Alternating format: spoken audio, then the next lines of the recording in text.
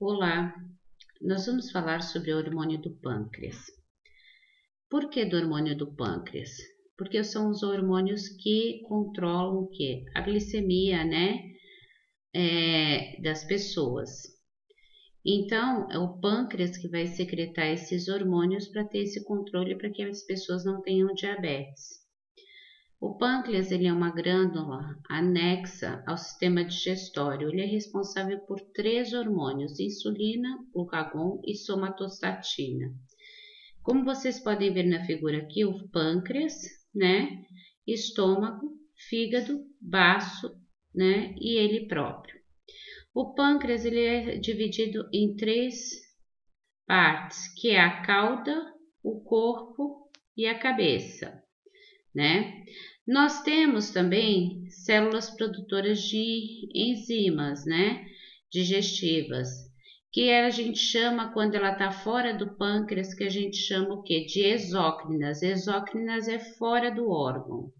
E quando a gente chama de endócrinas, ela está dentro do órgão. Tal como as células ilhotas de Langerhans, ela vai ser produtora da insulina, que são as endócrinas. Aí nós vamos ter o quê? Falaremos sobre insulina.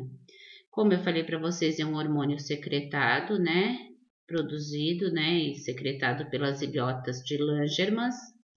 Essa insulina, ela vai transportar a glicose da corrente sanguínea para dentro das células. Fica guardada quando a gente precisa para ter energia, elas voltam para a corrente sanguínea. Então, é considerado um hormônio hipoglicemiante. Ele diminui a glicose no sangue, tá? A insulina. Quando nós nos alimentamos, a gente vai ter um aumento de glicose, que é o açúcar no sangue. Aí, quando temos essa hiperglicemia, que é o aumento da glicose no sangue, que a gente chama de hiperglicemia, as ilhotas de Langerhans vai secretar essa insulina, né? E essa insulina vai chegar lá naquele açúcar, vai retirar ele do sangue e vai levar para dentro das células. E assim vai diminuir a glicose no nosso sangue, que a gente chama de hipoglicemia, que vai ter uma hipoglicemia. Aí nós temos aqui o papel da insulina, tá? Normalmente a insulina provoca a passagem da glicose do sangue para as células, né? Aí, o que vai acontecer? As células utilizam essa glicose para energia. Quando a gente se alimenta, essa glicose aumenta muito na corrente sanguínea. Aí, o que acontece? Nosso pâncreas vai reconhecer as células de Langerhans, vai produzir essa insulina, ela vai pegar aquela glicose vai jogar lá dentro das nossas células. Quando eu precisar de energia, ela vai liberando, tá? Para poder fazer as nossas atividades. Então, aí o que acontece aqui, ó? O estômago transporta os alimentos, tá? Ele transforma os alimentos em glicose. A glicose entra na circulação, eu vou digerir o alimento, comer o alimento, tudo, né? Então, o estômago transforma em glicose, que é o açúcar. Depois, esse açúcar, né, vai entrar na corrente sanguínea, vai ficar aqui nos vasos sanguíneos. Depois, o sangue, tá? É transportado o quê? Aí o nosso pâncreas libera células, né, de insulina. E essas células de insulina, ela vai o quê? Para dentro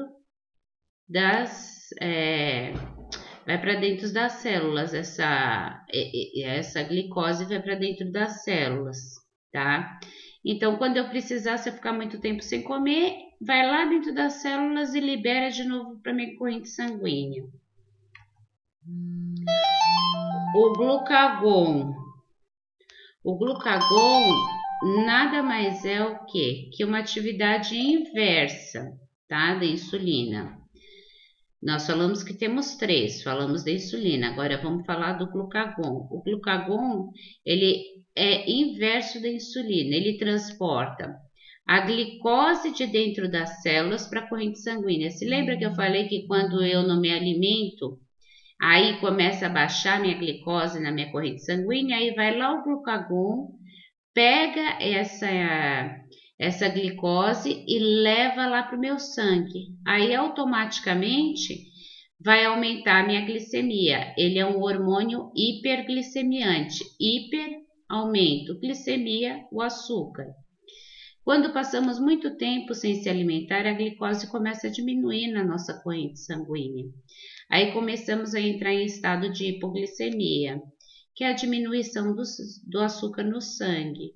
Então o pâncreas vai lá, detecta esse evento e vai pegar, secretar, liberar o glucagon, que vai lá nas nossas células e retira aquela glicose e leva para a corrente sanguínea, tá? Para a gente não ficar com hipoglicemia.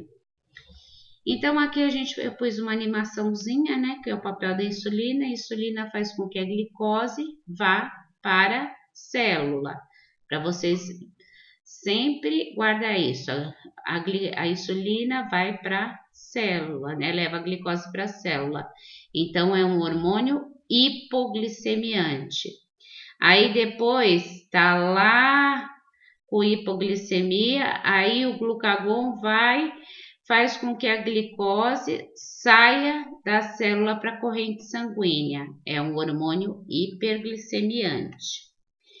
E o terceiro hormônio que nós falamos, que é a somatostatina, ele controla, tá, a produção da excreção tanto da insulina quanto do glucagon. Ele serve como um ponderador ali, ele controla.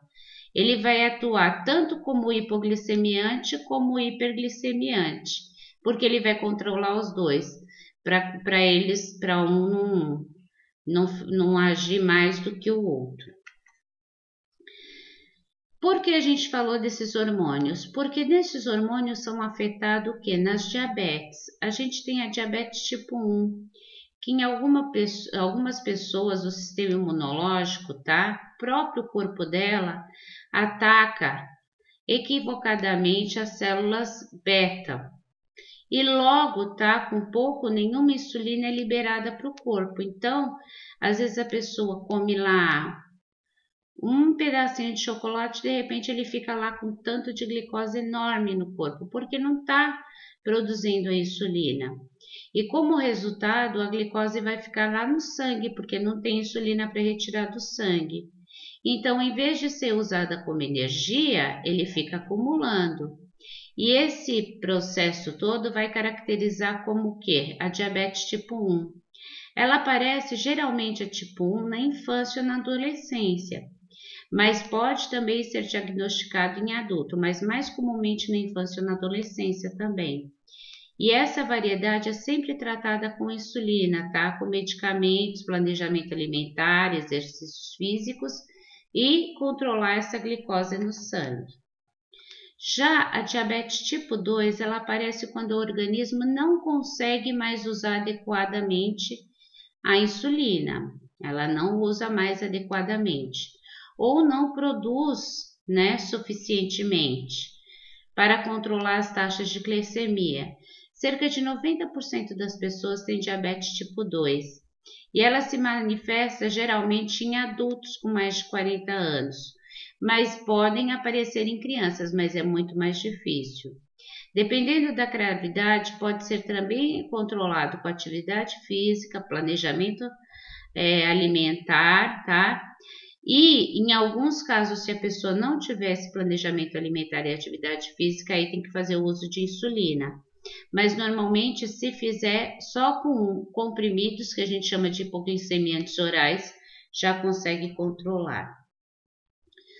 Nós temos, tá, as insulinas que são as exógenas, as insulinas internas, já que a gente não produz, vai se tomar insulina que é produzida o quê? No mercado farmacêutico. A gente tem alguns tipos, que é o que? A de ação rápida, que é conhecida como regular, simples ou cristalina, porque ela aparece de uma forma aquosa, incolor, tá? Ela é bem transparente, como se fosse água. Ela é indicada nas emergências ou nas complicações de um coma diabético, quando o paciente está com 300, 400 de diabetes. O nosso normal, tá, gente, é até 100.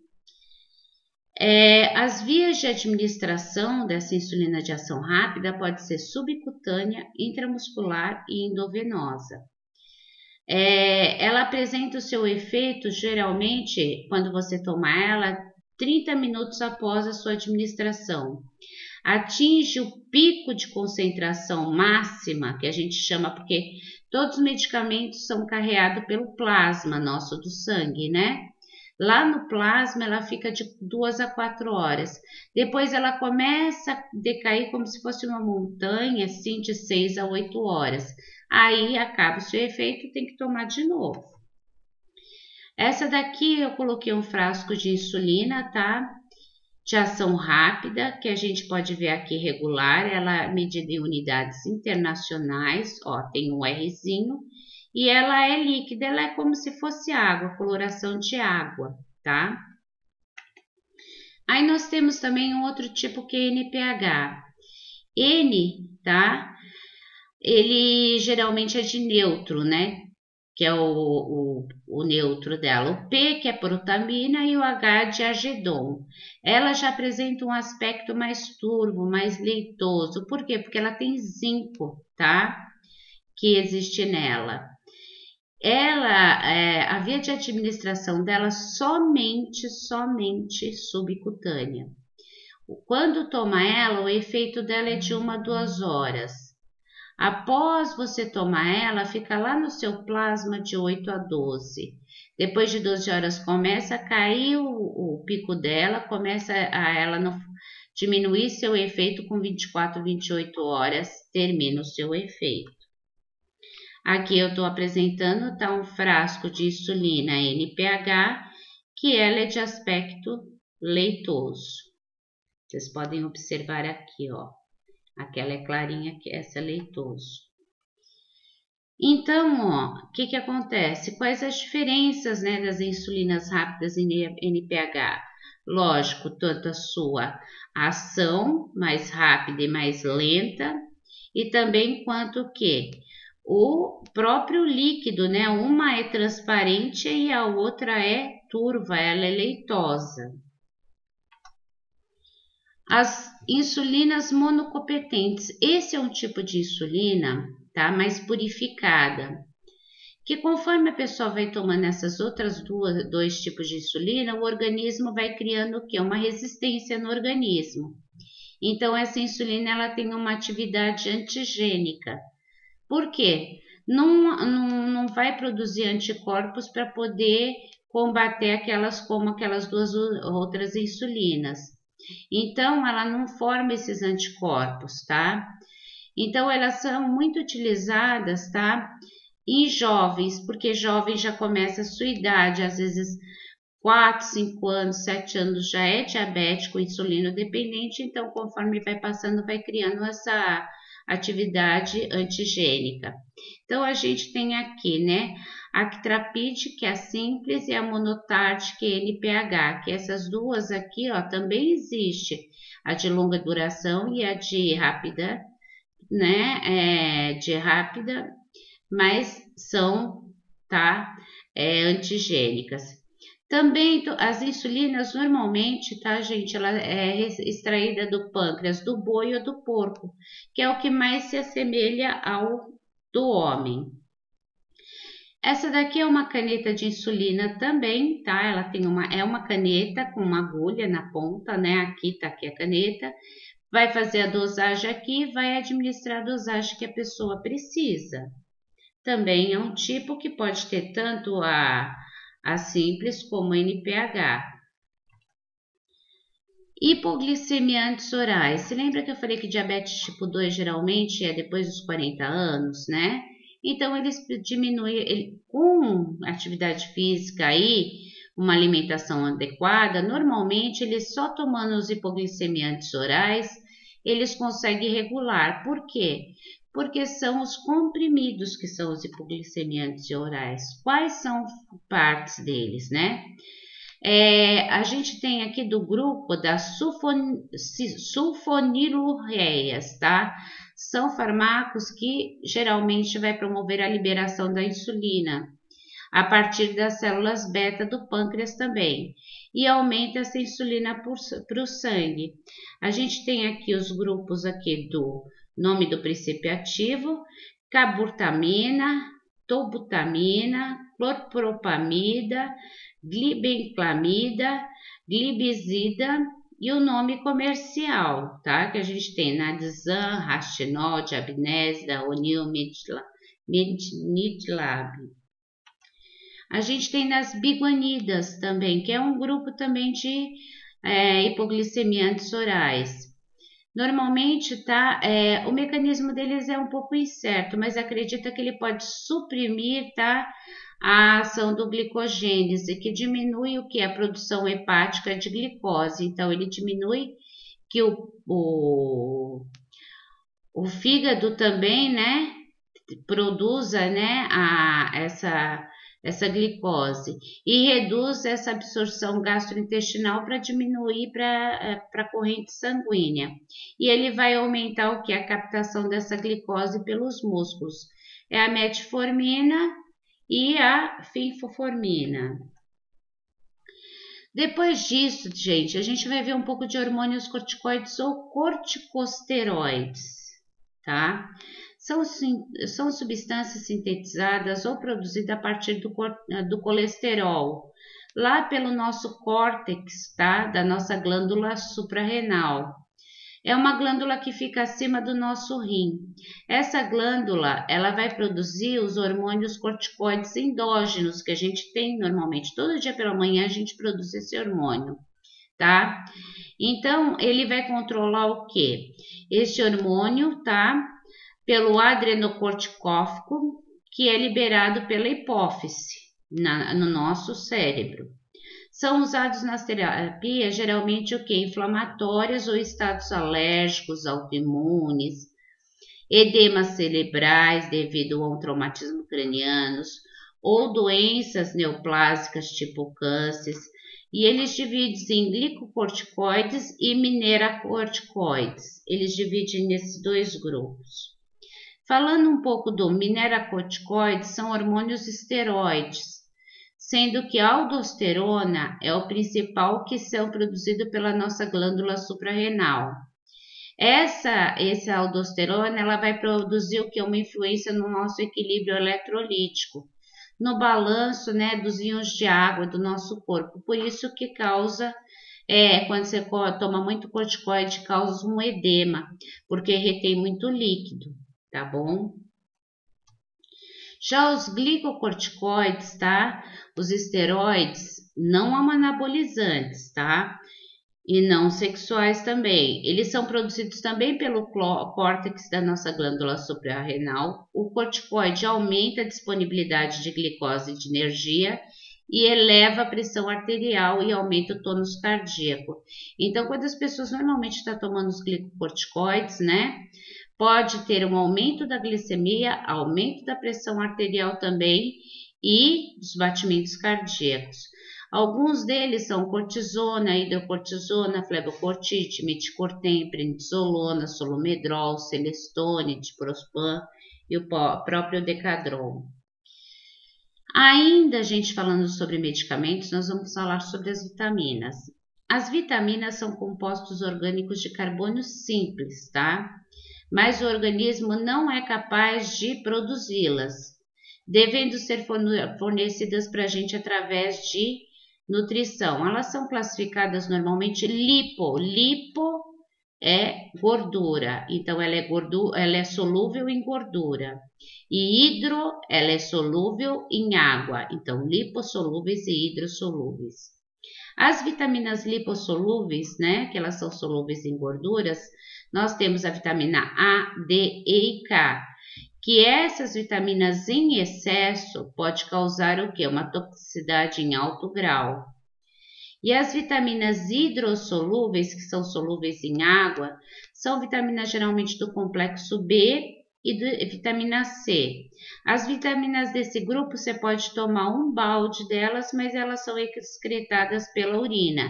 Então, elas não causam uma toxicidade, tá? em excesso.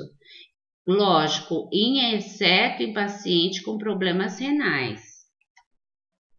Aqui, pessoal, está a atividade para vocês realizarem, tá?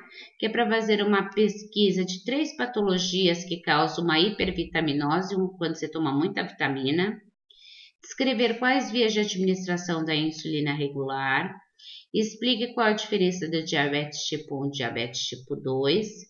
Sobre os hormônios do pâncreas da insulina, glucagon e somatostatina. E 3 patologias que podem ser utilizadas para que você utilize o corticoide e explicar para que ele serve lá naquela patologia. Aqui eu finalizo nossa aula e agradeço a participação de vocês.